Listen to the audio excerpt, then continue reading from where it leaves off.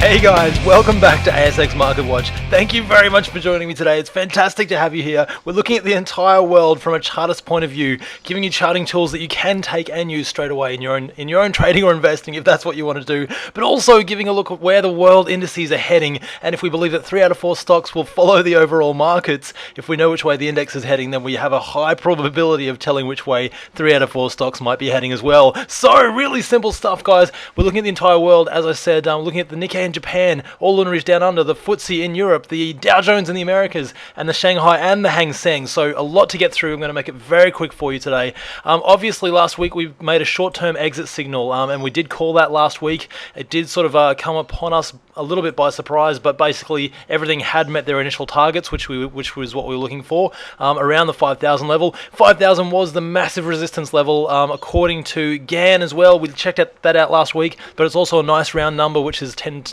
to be a psychological number as well for investors. So basically that's where the resistance was on the All Ordinaries down under. We made a little zigzag pattern down, called that short-term exit signal, and then shablam! The markets fell like a rock. And that was, definitely...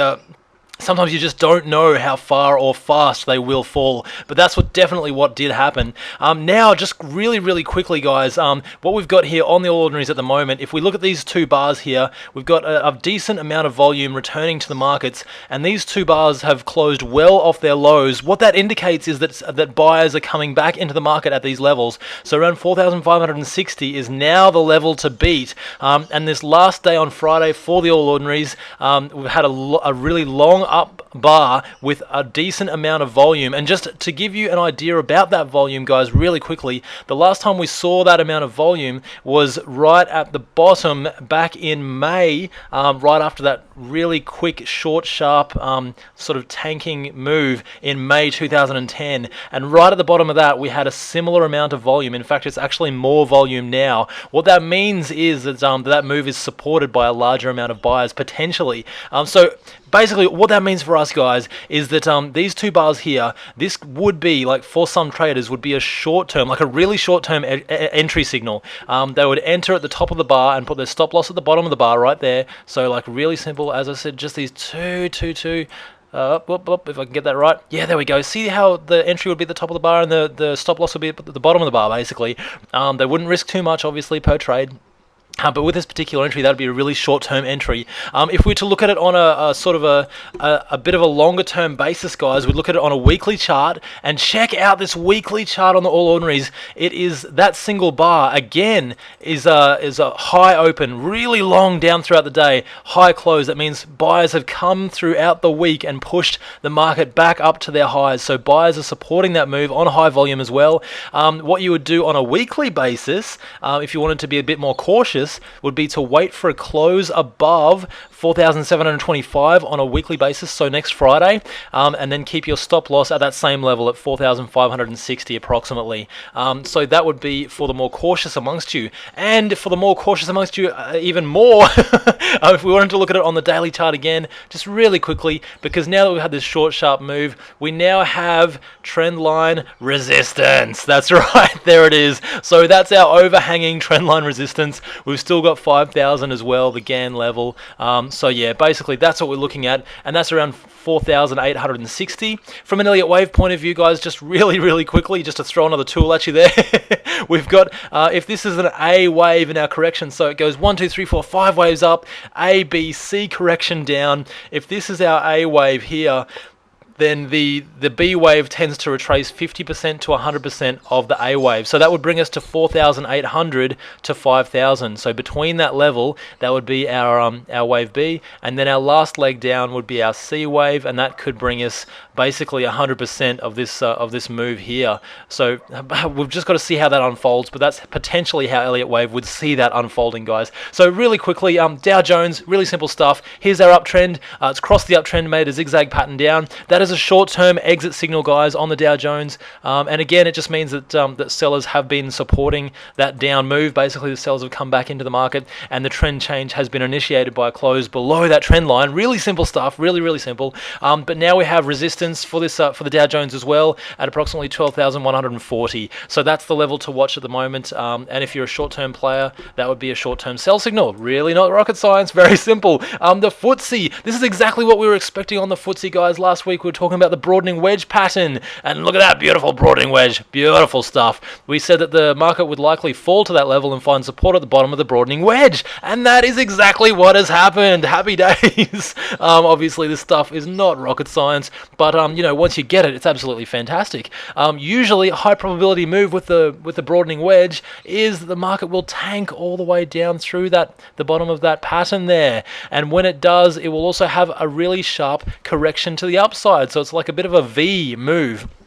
But you do have the short, sharp move down, and then a short, sharp move up again after that. So if you see the end of that move, and that would be indicated by high closes, as we were looking at with the All Ordinaries, really simple. If you see the end of that move, guys, then that would indicate possibly a good time to buy for that sharp upwards correction.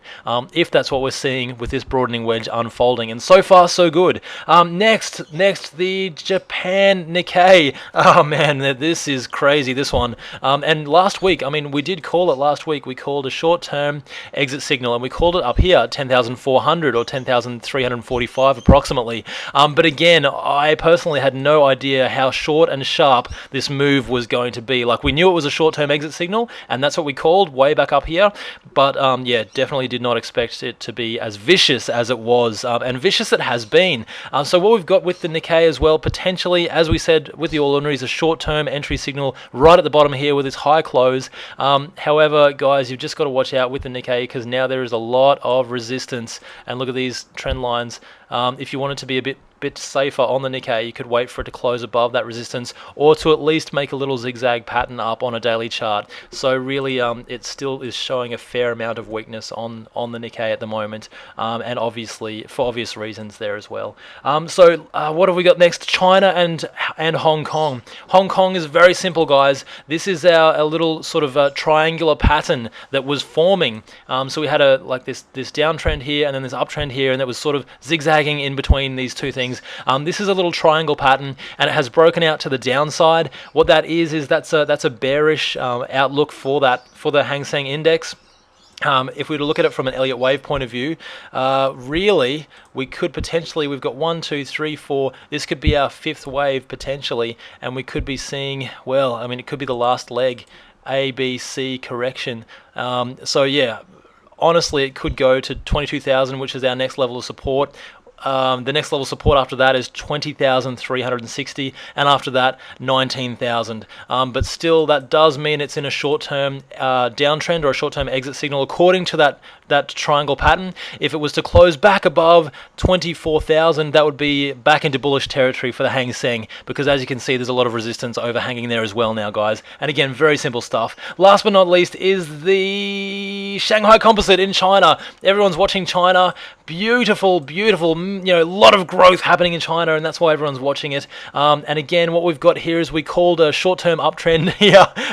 All these lines on a chart. This is where we called it way back in February 2011, this short-term up move, and that up move has continued. The reason why we called it was it crossed the trend line, which indicates a trend change, guys, and then it was supported by a higher trough, so that means that buyers were continually supporting that move. And again, really, it's not rocket science. What we've got on the Shanghai Composite is overhanging resistance at around 3,100 on the Shanghai Composite there. But in the meantime, the short-term trend remains up. Now that is your world from a chartist's point of view. Not bad, hey?